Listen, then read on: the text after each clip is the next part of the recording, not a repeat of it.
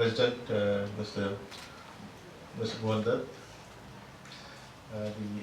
Permanent Secretary of Education, Mr. Kalara Tangwa, members of the school staff, my colleagues from the ministry, directors, teachers, and of course the children.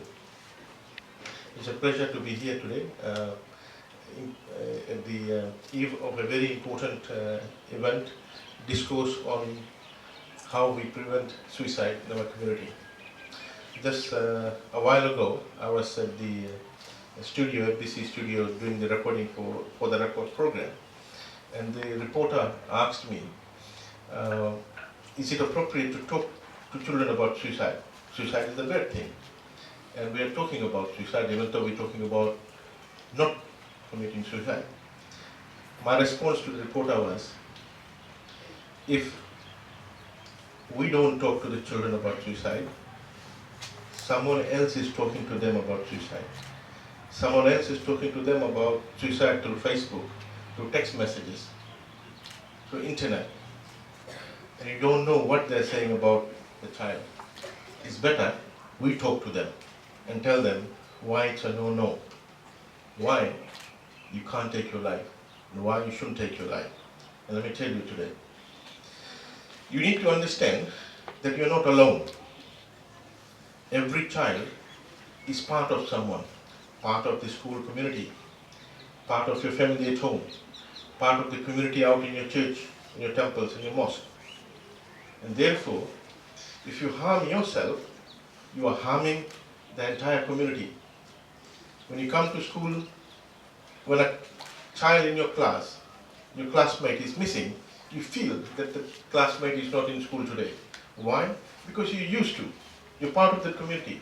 Every day you're used to saying hi and morning to him or her, spending the day with her or him. And suddenly, when the person is not amongst you, you start realizing that you've lost someone.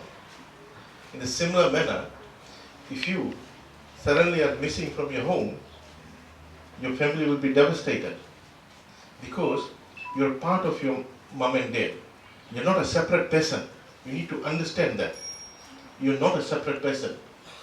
And therefore, if you or anyone harms yourself or takes your life, you're destroying your mom and dad. They will not lead a normal life from then onwards. You need to understand. They will have nightmares because they have lost part of themselves. This is something you need to understand rather than making a knee-jerk emotional reaction. Our children are at a very vulnerable stage. They're very emotional.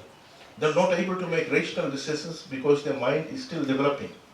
Hence, they need support. They need guidance. This discourse is about that. They're realizing that, look, to the child, you're not alone.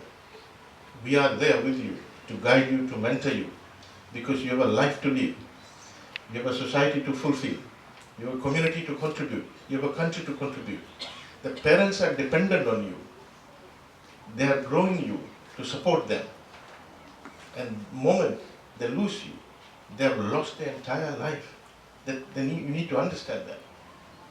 Hence, we have decided to talk to you. Instead of you getting unfettered, untested information through Facebook, through internet, through some misguided people that you might come across on the streets, or through the social media platform. We want to say, and we want to tell you that we are here for you. You have a life to live. You need to contribute. And I said to some school children that I met today, that we have over 1,000 teachers in our school system. Not all of them are A graders. Not all of them are B graders. Not all of them got first in their class. Not all of them got second or third, etc. But they've made it. They've done well. They are now a teacher in their own right. If you fail, if you're not able to get good marks, that doesn't mean that that's the end of your life. You can repeat, or you can progress, you can take a break, go and work somewhere, come back again. You can come back to the university. There are many pathways to getting into university.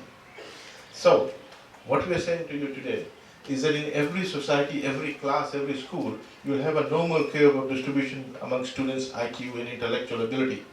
That's understandable, that's given. It is normal curve. The moment you go move towards infinity in terms of student numbers, it will be a perfect normal curve.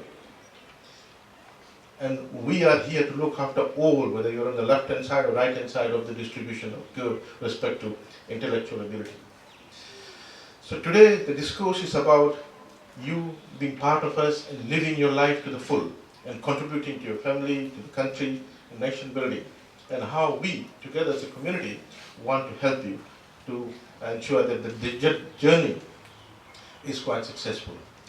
And my appeal to the parents in this country is to spend quality time with children. Whenever you get an opportunity at home, spend at least half an hour talking to your child, because those things that we thought 4 decades ago, in our time, which was a taboo, is no longer a taboo.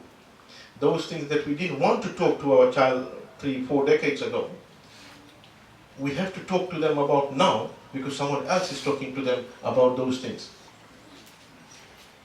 It's better we talk and give them the right information about it. And here we are. Next year, there will be a bigger strategy about how we will ensure that we identify children who are troubled, who have some issues, are in depression, and how do we identify those weaker children and bring it and raise it to the school teachers and principals so that we give them more attention. That is a strategy that we will roll out at the beginning of next year. What we have done today is a beginning of an era of developing a new model of how we're going to grow and develop our children in our custody that we have in the school system. Thank you, Nakan. We, the children of this beloved nation, plead with you all today to give us all that we need to allow us to live our life to the fullest. Some of us may have hidden problems and struggles. We suffer silently every day. We need to be heard and supported. Please help us and love us and allow us to share our issues with you. They have said it. And you have heard them. Please support them and give them the time, love and care that they deserve. They are our future Fiji.